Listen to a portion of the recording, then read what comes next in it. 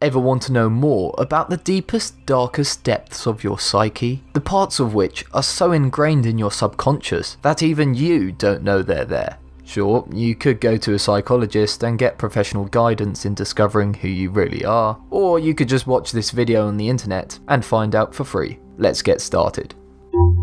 Amazing! The Qube test. This personality test from Japan involves a lot of visualization, so please listen closely and follow along with my instructions for this to work. Right, close your eyes and imagine you're in a desert, looking out over the sand. Somewhere ahead of you, you see a cube. Concentrate on the cube. Picture it in your mind. It could be any kind of cube you want, any size, any color, any texture. Near the cube is a ladder. Just like with the cube, picture the ladder in your mind. Think about how it looks, how it's positioned, what is it made out of. Now you notice a horse standing next to the cube and ladder. Again, picture the horse in your mind. What's it doing? How is it standing? What colour is it? You notice a change in the weather. A storm is coming. One last time, picture the storm. What does it look like? How disastrous is it? Got all that? Great, you're halfway to knowing yourself. Here is what the Qube test says about your personality. The cube represents your ego. Its size is a reflection of the size of your sense of self. Don't worry, you aren't a total jerk if you imagined a big cube. A larger cube just means that you have a solid idea of who you are. A smaller cube means you're still figuring out who you are. A small cube could also mean that you hold complex ideas about the very concept of ego, and you look at the universe from a less individual point of view. The transparency of the cube is a reflection of your willingness to be open with others. For example, a clear glass cube means you probably didn't have to tell everyone you know all the intimate details of that rash you had last week. If you imagined a completely opaque cube, that apparently reveals that you wouldn't even risk telling your secrets to a brick wall. And what about that ladder? Well, that represents your friends. The proximity of the ladder to the cube indicates how close you are with your friends. If the ladder is leaning against the cube, this means that you are reliable and you always support the people you care about. The material composing the ladder is an indication of how strong you feel your bonds with your friends are. If the ladder is made of something strong and sturdy like steel or hard wood, your friends are likely just as important to you as your family. They're probably just as annoying too. A more flimsy material like rope or plastic means you need to have a few more friends' nights out before you can reach Frodo and Sam levels of friendship. And what about the horse? Well, that represents your feelings about romantic and sexual relationships with humans. That's a pretty important distinction to make.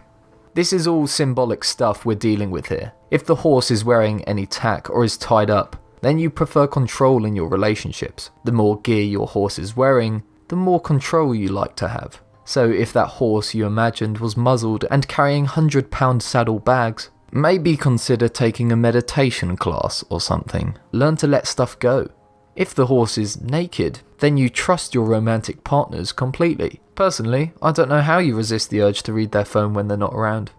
The horse's behaviour tells of how you like your romance. If it's going buck wild, then you like something steamy and tumultuous. If your horse is just chilling out, you enjoy a quiet romance. If your horse seems playful, you like to flirt. If it's sleeping, you probably prefer the company of your cat. And that storm, what's that about? Well, the storm is all about your stress levels. Is it loud? Is it terrifying? If so, then you do not react well to stressful situations, and you're probably dealing with some pretty bad stress right now. If the storm is light or far off in the distance, then you don't stress easily, and everyone else taking this test hates you for it. But you don't care, do you? If the storm is all around you, and you're enjoying it, then you, my friend, thrive in high-stress situations. But the desert is harsh, so let's go somewhere more pleasant and less sandy for the next test. The woods test. This one is also Japanese in origin. Imagine this, you're walking in the woods. Are you walking with anyone? Who are you walking with? Then you see an animal. What kind of animal is it? Does the animal do anything? How do you react to the animal's presence? The animal is gone now, and you keep walking. You notice a cup on the ground. Picture the cup. What is it made of? Do you do anything with the cup? What do you do? You continue deep into the woods and you come to a clearing where you see a body of water. Is it a river, a lake, or something else? Now you want to cross the water, so you do. How did you cross the water? Again, quite a lot to absorb, but hopefully you got the picture. Here's what the woods have to say about you. The person you are walking with is the person who is most important to you. If you are walking alone, you're selfish, turn this video off and go learn how to love. Just kidding. If you are walking alone, that just means you know how to take care of yourself, and you're fairly self-sufficient. The animal is your problems. The size of the animal indicates your perception of how big your problems are. If the animal was acting in a threatening manner, your problems are severe.